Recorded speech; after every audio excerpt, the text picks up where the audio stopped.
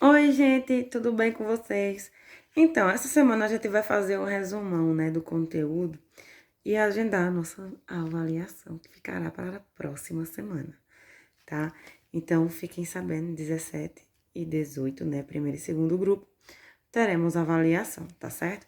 E aí, para isso, a gente vai fazer aquela revisãozinha básica, da mesma forma que a gente fez na sala de aula, né? Mas aí vou fazer mais uma vez para que fique mais segura as informações para vocês e vocês, qualquer dúvida que surgir, podem recorrer para o vídeo, tá?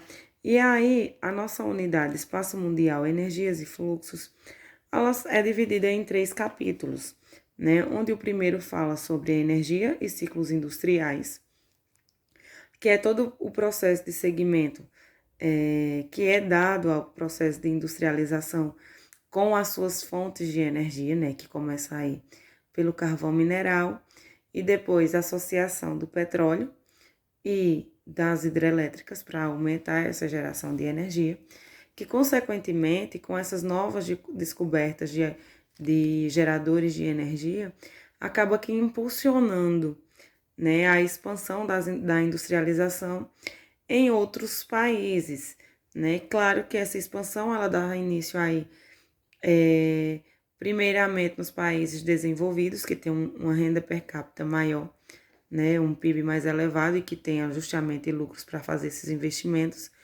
já que não é algo tão barato quanto se pensa, né? E aí também começa o processo de setorização dessas indústrias. Não é todo mundo produzindo a mesma coisa, fabricando a mesma coisa, mas sim cada um se destinando a um tipo de produção diferente, justamente para a adequação capitalista, né? Para se adequar aí ao processo de comercialização desses produtos. Então, é necessário fazer as mudanças, né? De acordo com o tempo, com o passar do tempo, para que essa soma de lucros não caia só sobre um, mas que todos consigam trabalhar com qualidade, né? E lucrar em cima disso. E aí, claro que todo esse processo de industrialização, quando começa as expansões, entra também a questão que a gente viu, né, nesses dias aí, a questão do Fordismo e do Taylorismo, que andam aí de mãos dadas até hoje, né? E claro que tem que ser levado em consideração também as etapas dos processos industriais, da Revolução Industrial 1.0, da 2.0, 3.0 e a 4.0, certo? Tudo isso é necessário ser levado em consideração, porque todas essas fases elas passam por processos distintos e ao mesmo tempo que traz grande valia.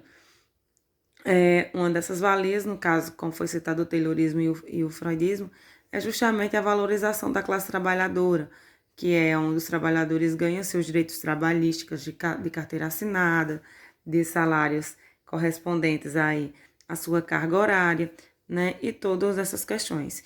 E claro que também leva à transição aí de alguns desses benefícios ao longo dos anos, principalmente quando o setor industrial começa a ser modernizado, entre aspas.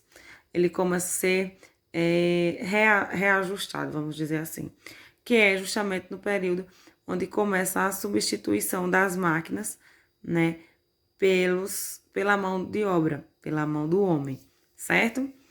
E aí, em seguida, a gente tem também a questão do consumo energético e ambiental. Por quê? Toda essa reformulação desses geradores de energia, eles são baseados em matéria-prima, né?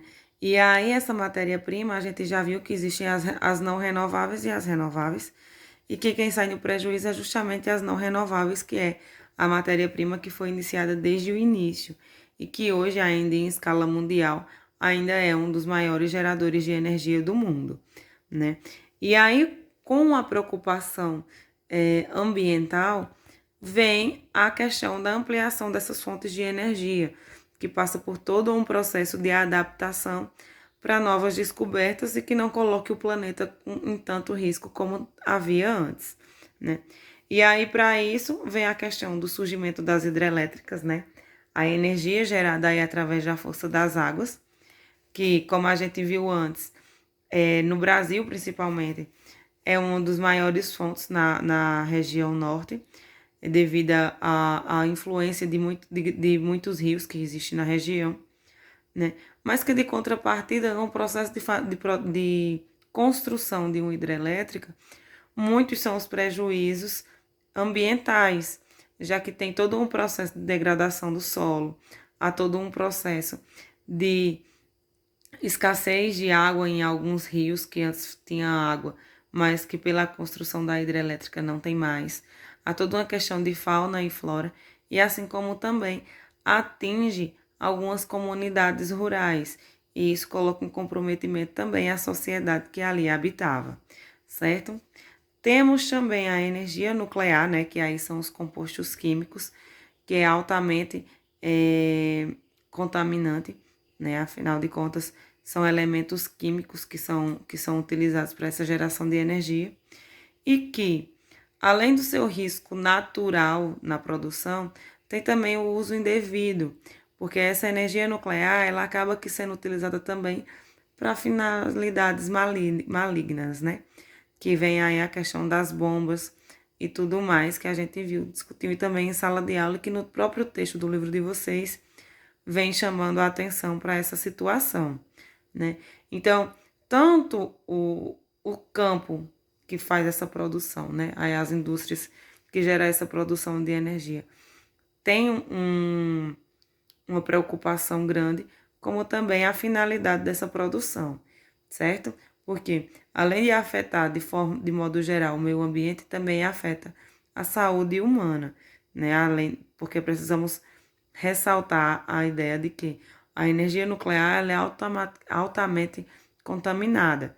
Então, qualquer contato sequer com esse tipo de produto radioativo pode causar aí grandes prejuízos, não só para o meio ambiente, como também para nós seres humanos.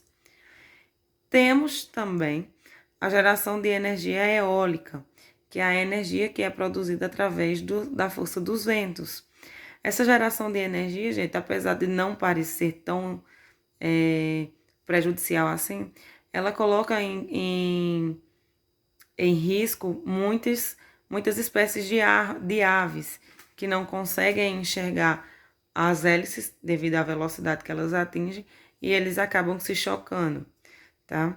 E tem também a questão da produção de biocombustíveis, que traz aí também um impacto natural nas áreas de produção. Por quê?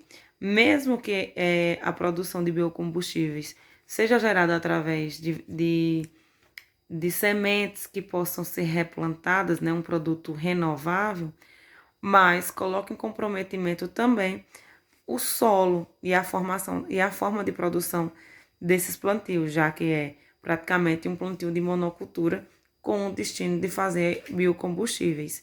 Então, até mesmo o processo de plantio coloca em risco o meio ambiente, certo? Temos também a rede de transportes, né? E o que é que a rede de transportes vem abordando? Todo o avançar que os transportes passaram aí ao longo dos séculos para ficar adequado tanto para nós passageiros, né, seres humanos, como também para a condução de cargas de produtos comercializados. Então, a rede de transporte, seja ela aquático, ferroviário, rodoviário ou aéreo, ela passou por uma transformação muito grande para se adequar às necessidades desses dois meios, dessas duas finalidades, a de pessoas, né, a condução de pessoas, como também de produtos, seja eles industrializados ou matéria-prima, mas que era necessário uma reformulação para adequar às necessidades desses trajetos, sejam eles a curto ou a longas distâncias, como a gente sabe que existe hoje aí a conectividade entre muitos outros países que fazem parte de continentes diferentes, tá? E claro que a gente não poderia deixar também de falar sobre o sistema de comunicação, seja ela através da internet ou via rádio, né, telefone. Então, esses dois aparatos, tanto a internet como a linha telefônica, ela vem também para auxiliar não só nós seres humanos, mas também essa rede de comunicação internacional voltada para a comercialização. Porque através dessas duas redes, seja ela da internet ou telefônica, possibilita a nossa conectividade com outros países e assim fazer transições comerciais entre eles, tá certo? Estudem. Qualquer dúvida que for surgindo durante o estudo, vocês podem me procurar, tá certo? Para tirar as dúvidas. E a gente se encontra em breve, tá? Estudem, lembrando, estudem por causa da avaliação. Para aí já aproveitem que se for surgindo dúvidas durante a leitura e até mesmo um vídeo, vocês podem anotar e a gente tira elas em sala de aula, ou vocês podem me procurar também no privado, tá certo? Um grande cheiro para vocês e a gente se encontra.